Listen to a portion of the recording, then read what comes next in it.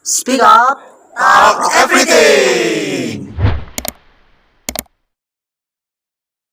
Oke, halo teman-teman semua. Jadi ini suatu video yang spesial karena kita bukan di tempat yang seperti biasa. Kita ada di satu tempat yang lain dari biasanya ya. Mungkin bisa dilihat belakang ini ada view yang pemandangan yang hijau ya, yang spesial ya. Yeah. Nah, dan nggak seperti yang video-video sebelumnya. Biasanya kita cuma ngobrol berdua. Nah, ini kita ngobrol dengan tim podcaster yang lainnya. Nah, di sini ada Joshua, ada Mas Zizkia, dan juga ada Dewi. Hai. Nah, kita mau ngobrolin sesuatu yang menarik. Nah, kira-kira apa? Ini kan masa-masa lulusan anak-anak kuliah ya, bulan April. Oke, Gen Z ya terutama ya.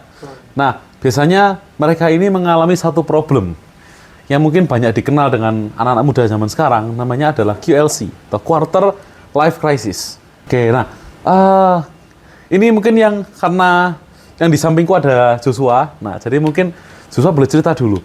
Kalau menurut Joshua sebenarnya quarter life crisis ini apa sih sebetulnya? Kayak gimana itu, kalau menurutku ya, PLC ini kayak mereka itu di usia 20-30 tahun ini mereka itu bingung. Mereka bingung mau kemana, tujuannya kemana. Kadang kalau berbicara soal Gen Z ya, mereka itu sulit mengambil keputusan. Mereka itu asal ngikut apa kata temen, apalagi ngikut apa kata orang tua. Jadi mereka itu nggak ada tujuan. Mereka itu bingung dengan apa yang tujuannya mereka itu kemana sih. Seringkali mereka itu bingung dan mereka itu kayak tanya-tanya, aku sebenarnya mau jadi apa sih? Hidupku mau gimana sih? Jadi seringkali mereka itu berputar-putar dengan rotasi kehidupan yang membosankan gitu. Kayak mereka itu berganti-ganti juga. Kadang mereka itu habis nyoba terus mereka bosen ganti lagi, nyoba bosen ganti lagi.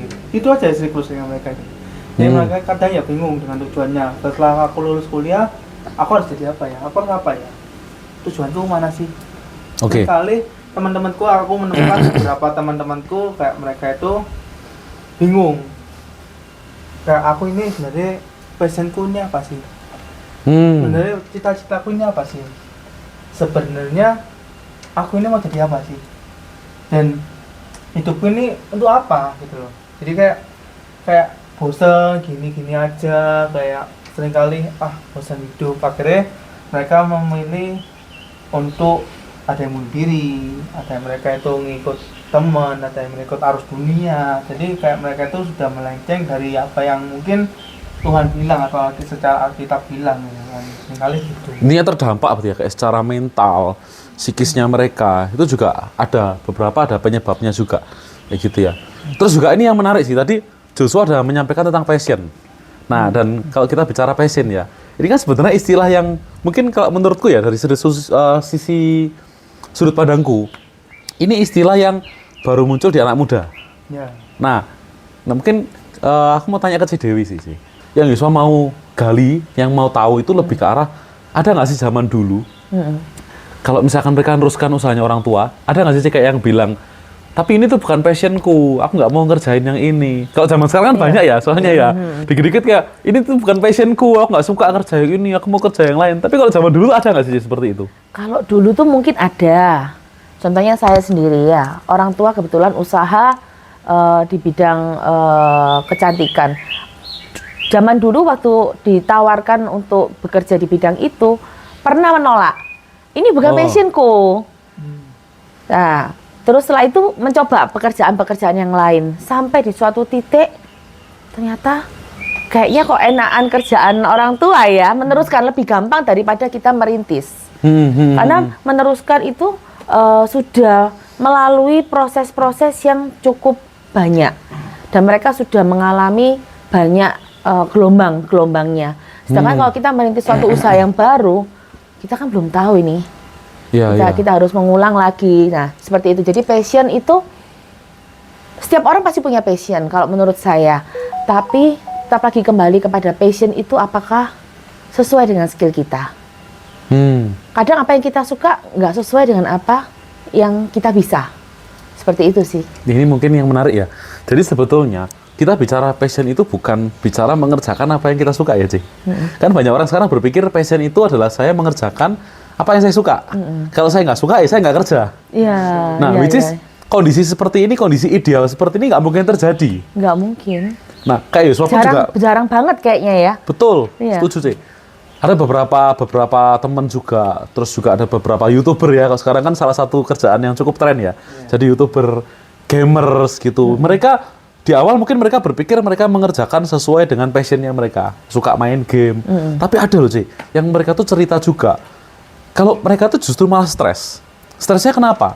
Dulu kalau mereka kerja, mereka butuh hiburan, mereka cari game. Nah sekarang game itu kerjaannya mereka. Jadi kalau mereka sudah capek kerja, mereka mau lari kemana? Sedangkan game itu sudah jadi kerjaannya. Jadi game itu malah jadi stresnya mereka akhirnya. Nah jadi sebenarnya ya, mungkin kalau dipikir banyak orang bicara passion ternyata nggak ideal juga. Bukan satu hal yang ideal juga kita mengerjakan satu hal yang kita sukai, karena pada akhirnya nggak semua orang juga suka kerja. Iya, betul. Iya. Tapi sebenarnya itu mungkin karena mereka punya passion di bidang tertentu. Tapi mungkin karena mereka stres, karena mereka nggak mencapai apa goal mereka. Bener nggak? Misalkan kayak contoh mereka itu pengennya kerja yang enak untuk genset ya. Biasanya kan mereka itu pengennya senang-senang kan ya. Kebanyakan genset kan zaman sekarang kan gitu. Atau ikutan tren-tren juga kan. Entah itu streaming atau gamer. Genset kan melihatnya kan kayak, oh ini enak nih, kerjaannya nyantai, kita cuma main game aja nih, tapi duitnya banyak. Mereka udah kemakan di situ.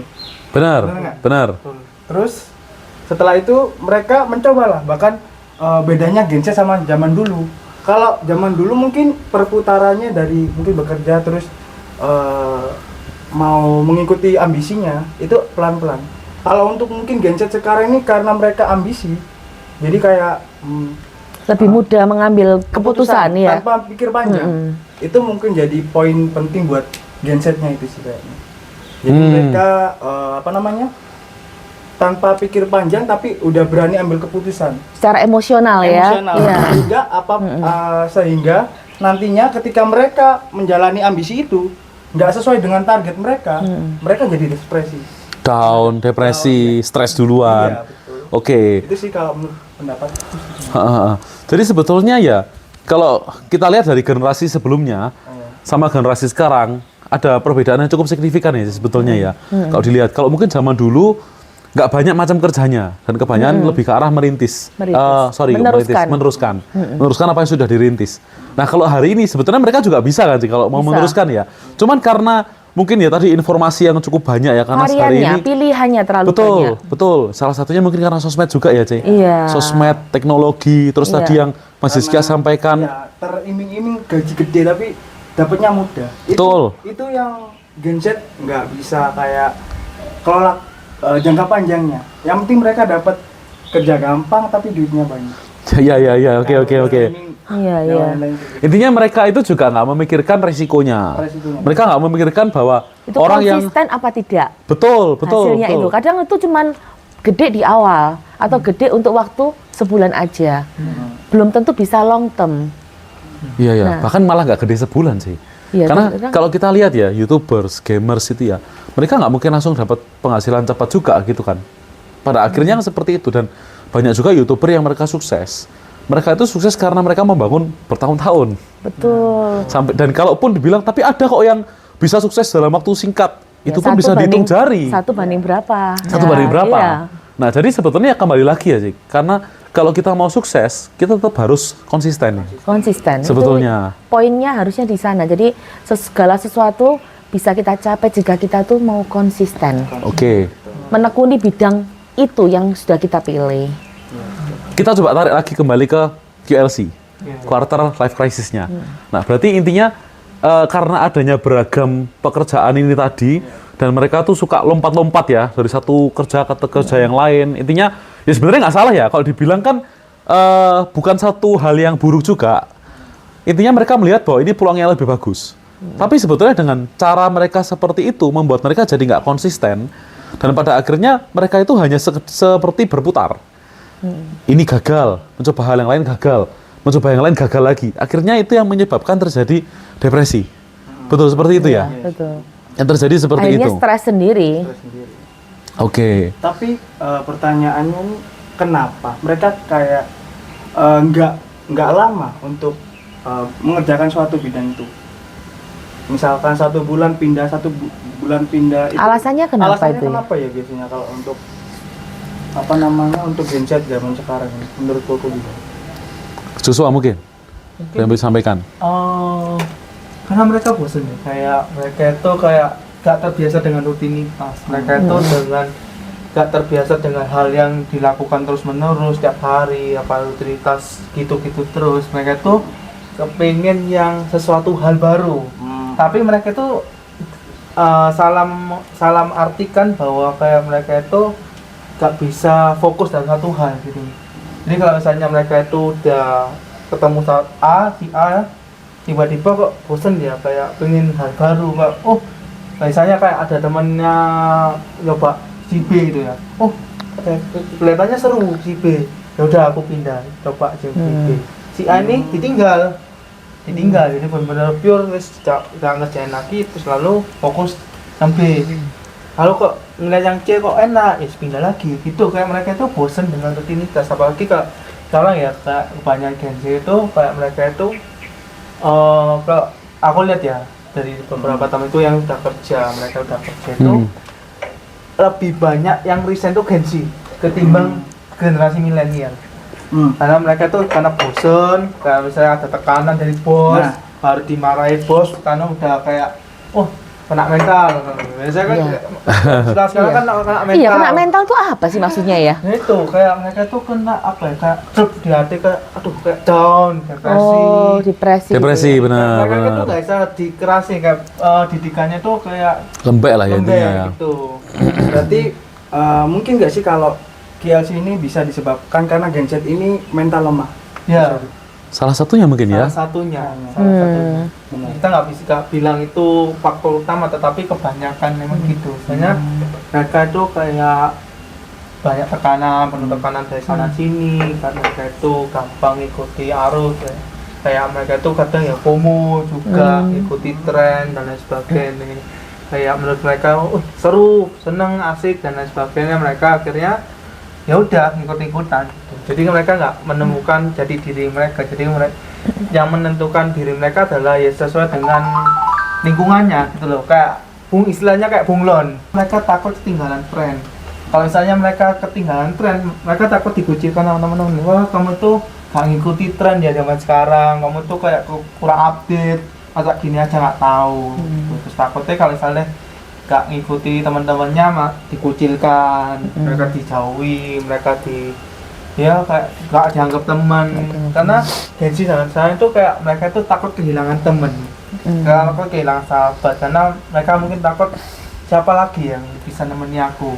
Komunitas tuh penting berarti buat mereka ya. Komunitas tuh penting banget. Makanya kalau misalnya kita menemukan komunitas yang sehat, kita lebih baik menemukan komunitas yang sehat. Lebih baik kita berteman dan kita memiliki teman yang 2-3 orang yang mendukung support kita daripada kita memiliki 1000 teman.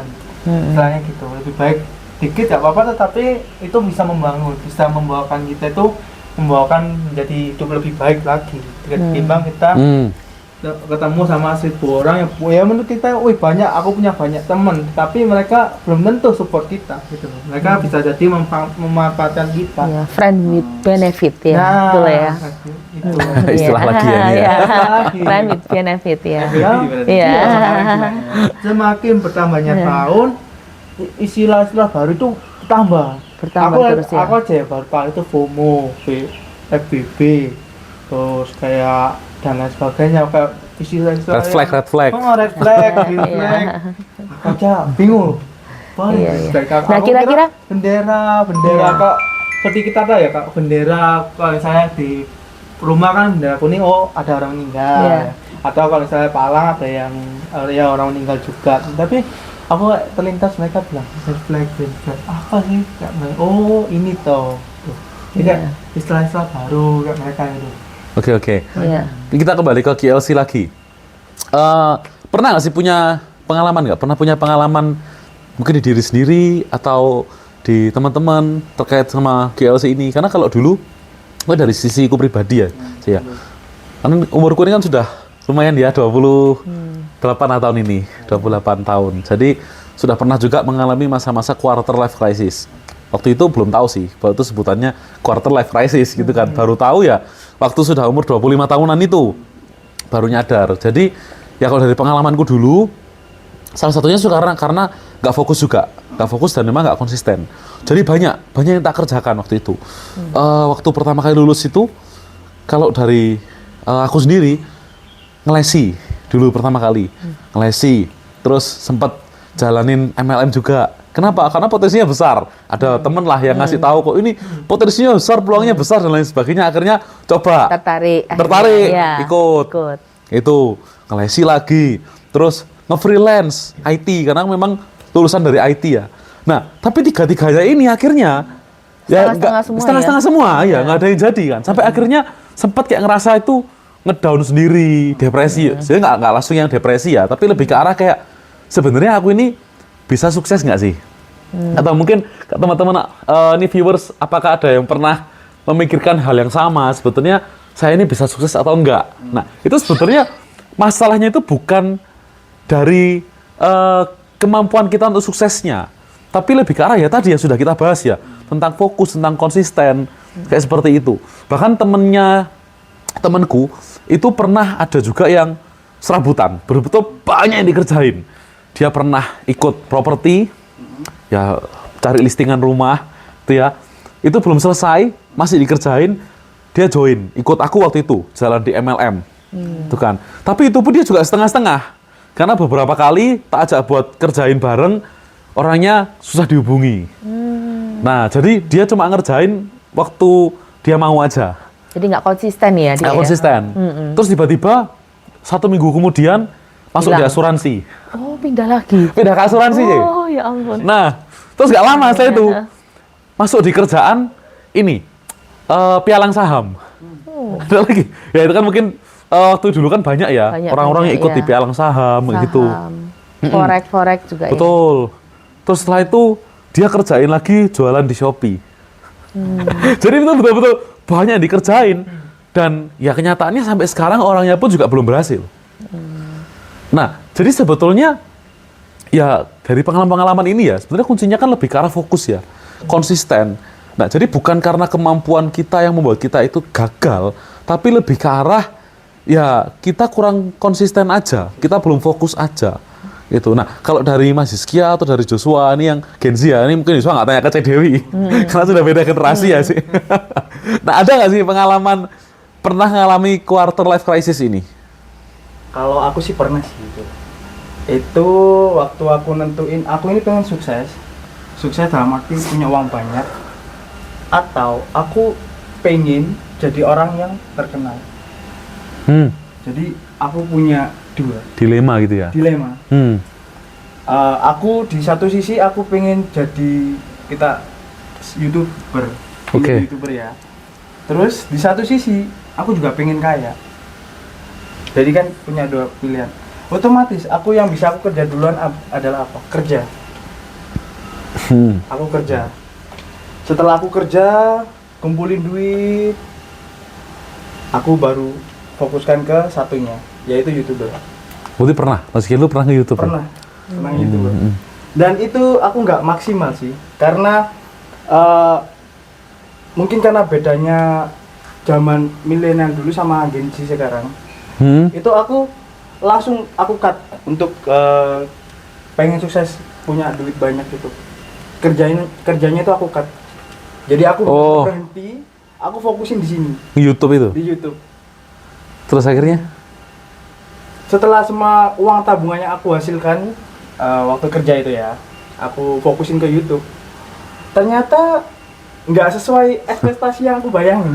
Nggak semudah itu nggak ya. semudah itu. Sampai tabungan habis, otomatis aku putar cara lagi. Gimana biar bisa jalan lagi? Aku kerja lagi. Kerja, ya ikut perusahaan juga sih, kayak gitu. Kumpulin lagi, terus aku balik lagi kayak gini. Nge-YouTube lagi, aku langsung putus sama yang. Berarti dulu pertimbangannya Mas Hizkia itu kenapa kok milih pengen jadi YouTuber? Nah, ini kesalahan, ambisi. Ambisi. Betul. Ambisi tanpa pikir panjang. Mungkin itu sih. Emosional ya berarti ya? Betul. Oke. Mungkin itu yang kendala Gen Z sekarang alamin, yaitu kenapa mereka bisa KLC. Karena mereka punya ambisi yang gede, tapi mereka nggak mikir jangka panjangnya. Ya, Itu sih. mereka nggak ada perhitungan ke depan seperti apa, persiapannya. Mungkin kalau Persiapannya. sebagai YouTuber itu mereka harus mempersiapkan apa. Apa aja. Terus apakah mereka siap dengan resikonya? Ya. Ini kan sebenarnya hal yang penting ya. Iya, betul. Nah, sebetulnya mirip kayak bisnis juga nggak sih, Ci? Iya, betul. Kan SCC kan juga banyak kembangin bisnis ya, Ci.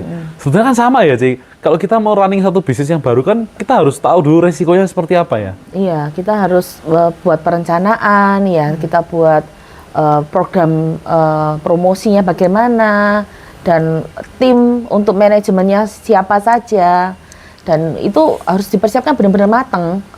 Dan itu pun kita nggak mungkin mencapai sukses itu dalam waktu sebulan langsung dapat hasil.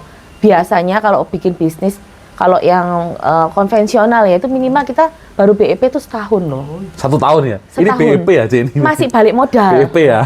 Itu sehat ya, tapi ada yang sampai 2 tahun baru BEP, ada banyak juga, Ada Yusuf pernah dengar sampai 5 tahun, Ci. ada yang 5 tahun. 5 tahun Betul. baru BEP.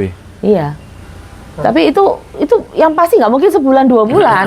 Nah, sedangkan Gen Z saat ini mereka hanya mikirnya sebulan 2 bulan ke depan. Ya karena mungkin ambisi tadi. Iya, mereka nggak mikir sampai wah ini kalau setahun aku kerjakan ini kira-kira hasilnya apa ya. Nah itu mereka nggak mikir sampai di sana. Iya, Seperti iya. itu. Berarti salah satu faktor juga akhirnya banyak mereka gagal, terus mereka merasa dirinya gagal juga, akhirnya jadi krisis. Iya, Iya. betul. Jadi solusinya gimana, Bu? Iya, untuk Gen Z ini mungkin ada gimana ada pesan-pesan atau apa solusi ke depan supaya mereka bisa jadi orang-orang yang sukses. Gimana Oke. kira-kira? Sebenarnya gini sih, kalau mungkin dari pembicaraan kita ya, aku sih menangkap satu hal yang mungkin perlu dibatasi ya, yaitu apa? Informasi yang terlalu berlebihan. Karena gini, kan tadi kita bahas tentang ragam kerja yang banyak itu kan. Nah, nyadar nggak sih kalau hal-hal seperti ini baru muncul ketika sosmed itu berkembang pesat? Iya nggak? Kan istilah-istilah mulai muncul quarter life crisis dan lain sebagainya itu kan Iya, betul. baru bermunculan ketika sosmed ini kan mulai viral, mulai berkembang dan semua menggunakan sosmed. Nah, jadi sebetulnya termasuk seperti apa ya, kripto yang hari ini lagi booming ya, kripto. Termasuk juga gamers yang zaman dulu itu beberapa tahun lalu kan hits ya, banyak orang pengen jadi gamers. Mungkin sekarang masih ada, masih banyak yang mau juga jadi gamers, jadi YouTuber. Mereka tahu informasi itu dari mana? Dari sosial media sebetulnya. Itu yang membuat mereka akhirnya tergiur kan. Aku pengen cepet sukses, berhasil dengan cara ini. Padahal ya kita perlu tahu persiapannya, kayak tadi sudah dibahas juga gitu kan. Sebenarnya mungkin disclaimer ya buat teman-teman juga, bahwa semua pekerjaan itu bagus. Nggak ada yang jelek, termasuk kita juga tidak sedang menjelekkan sebagai YouTuber, kita juga tidak menjelekkan sebagai gamer, ataupun mungkin ada teman-teman yang investasi di kripto, bebas, tidak ada yang salah sebetulnya. Tapi kita juga harus tahu resikonya seperti apa, persiapannya gimana. Nah, makanya kayak kalau kita lihat di investasi, dunia investasi kan ada yang juga namanya kita harus tahu portofolionya. Nah, ini kan sebenarnya juga salah satu cara gimana kita mengantisipasi juga kan. Ada persiapannya juga. Seperti itu. Jadi, ini disclaimer teman-teman, nggak ada satupun pekerjaan yang jelek, tapi tergantung bagaimana kita mengelola apa yang kita kerjakan, bagaimana kita fokus konsisten. Nah, kalau kita bilang solusinya sebetulnya simpel. Ya tadi, jangan terlalu banyak tahu. Kadang itu pengetahuan yang terlalu banyak itu justru nggak baik. Betul. Nah, simpelnya kayak gini ya. Kenapa kalau mungkin kalau teman-teman pernah lihat ya, orang yang naik kuda. Nah, itu kan kudanya pasti dikasih penutup matanya kan, kacamata kuda. Nah, itu kenapa? Kalau kuda itu nggak dikasih kacamata kuda, dia akan lari kemana-mana. Susah dikendalikan akhirnya. Dan akhirnya nggak sampai tujuan ya. Nggak sampai tujuan. Betul. Betul ya? Iya. Nah, ini sama ya, kayak KLC ini kan, Itu, iya. kita bilang mereka susah cari tujuan hidup. Iya. Nah, jadi sebenarnya itu simpel banget. Kalau mungkin teman-teman juga sama, kalau kita mau fokus ke tujuan kita sebenarnya nggak perlu tahu banyak hal. Ya, termasuk tadi sudah disebutkan ya, mungkin tadi Joshua sebutkan tentang gengsi, FOMO. Ada banyak Gen Z sekarang itu takut ketinggalan informasi. Sebetulnya nggak ada masalah dengan hal seperti itu. Justru Joshua itu malah banyak tahu, Cek. orang-orang yang sukses itu mereka justru mendetoks sosmed.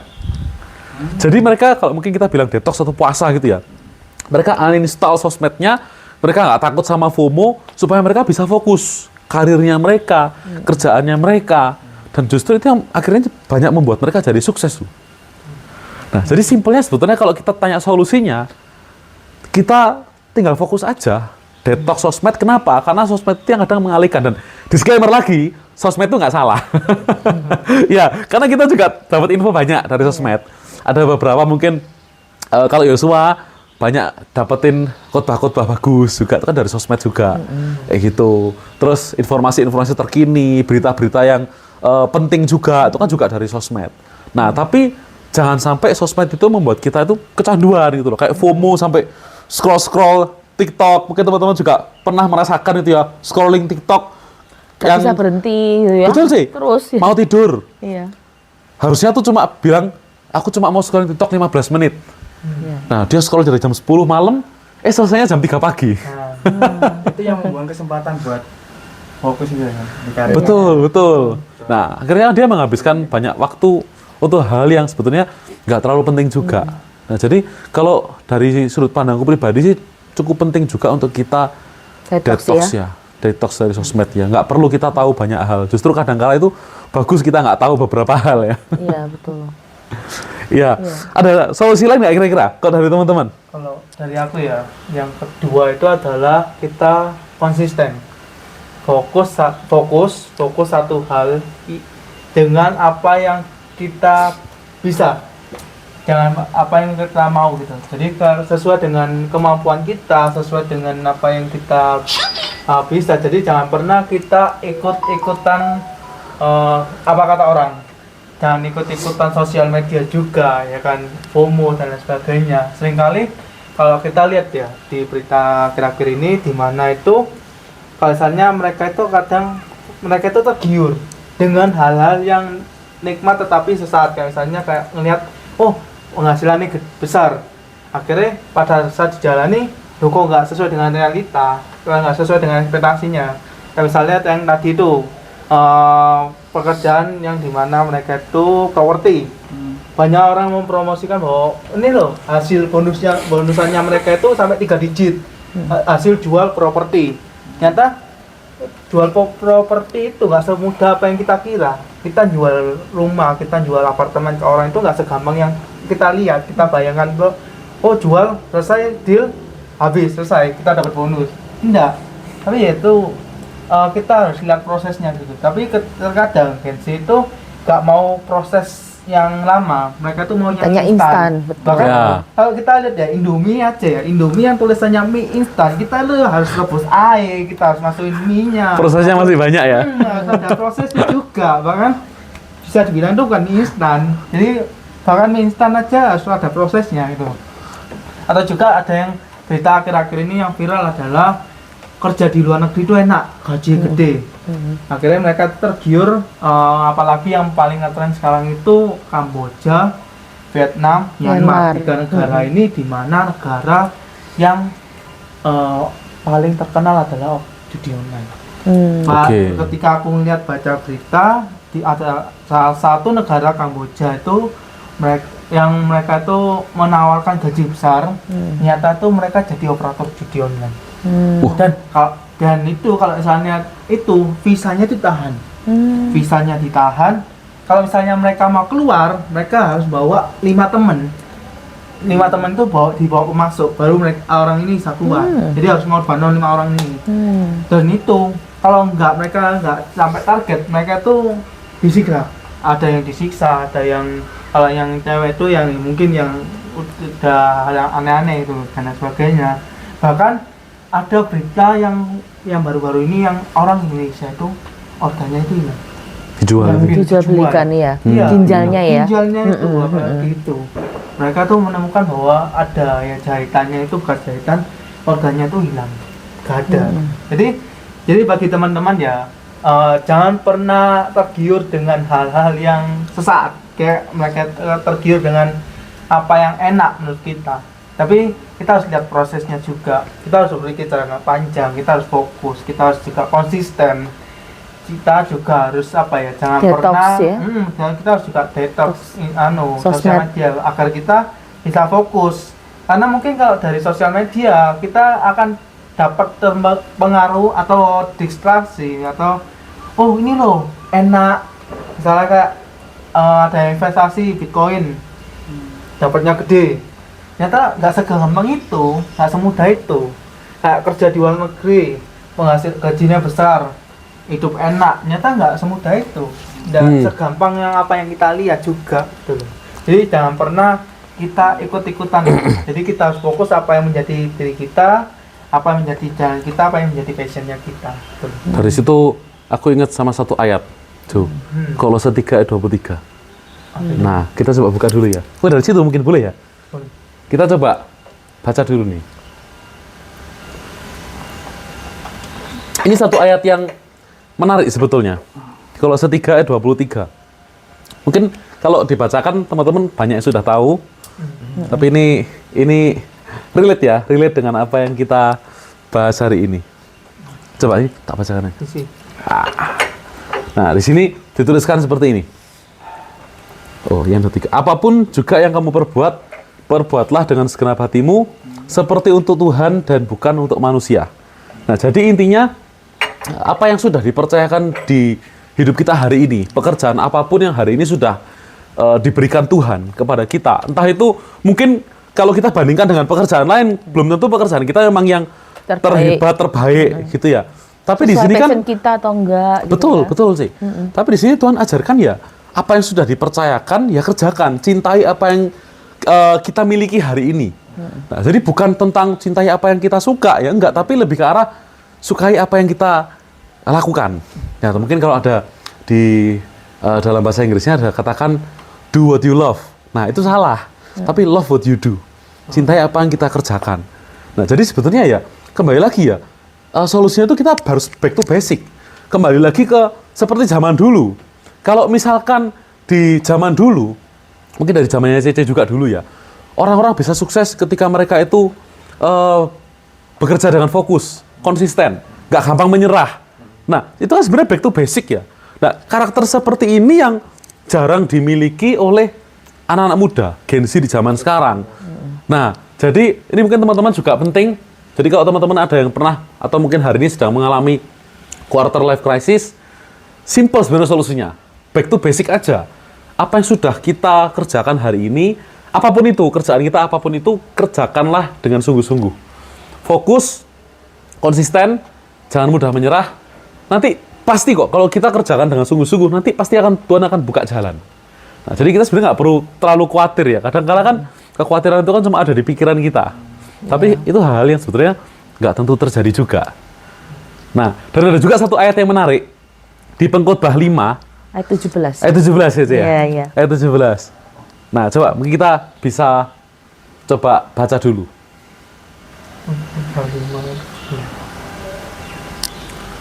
Ini kalau ada yang mau minum juga boleh ya. Saya baca ini ya. Boleh, Cik. Pengkhotbah 5 ayat yang ke-17. Lihatlah, yang kuanggap baik dan tepat ialah kalau orang makan, minum, dan bersenang-senang dalam segala usaha yang dilakukan dengan jerih payah di bawah matahari selama hidup yang pendek, yang dikaruniakan Allah kepadanya, sebab itulah bahagianya. Nah, jadi kita semua sudah dikaruniakan satu pekerjaan sama Tuhan, dan di sana dikatakan itulah hal yang baik. Jadi kita nggak perlu compare ya, nggak perlu bandingkan dengan kanan kiri mungkin pekerjaannya lebih bagus dan lain sebagainya.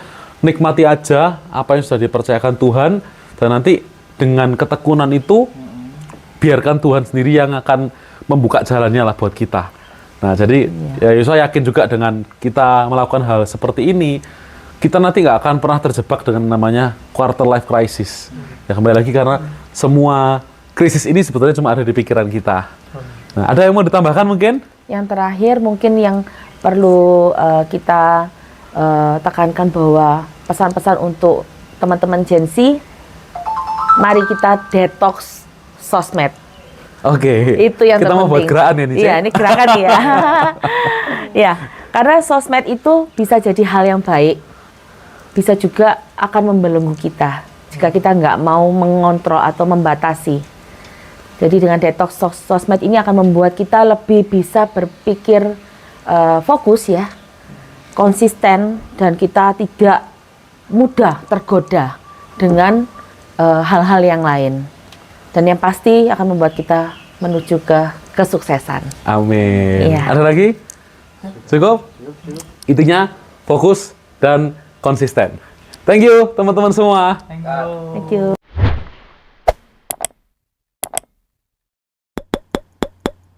Speak up, talk everything.